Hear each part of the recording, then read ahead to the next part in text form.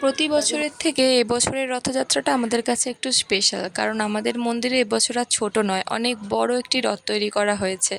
যেই রথ নিয়ে আমরা আজকে বিকেল 3টের সময় সবাই বেরোতে চলেছি। তো রথ মানে তো বৃষ্টি, বৃষ্টি তো হবেই রথের দিনই। তাই রথের জন্য কিছু জিনিসপত্র কিনতে আমরা বাজারে বেরিয়েছিলাম। কখনো মেঘ, আবার কখনো রোদ্দুর।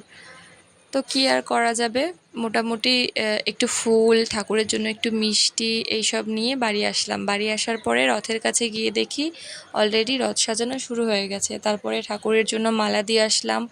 মালা পরিয়ে সুন্দর করে সাজিয়ে ঠাকুরকে তৈরি করে তারপরে আমাদের মন্দিরের যে বড় গোপাল আছে সেই গোপালকেও নিয়ে যাওয়ার ব্যবস্থা করা হচ্ছিল।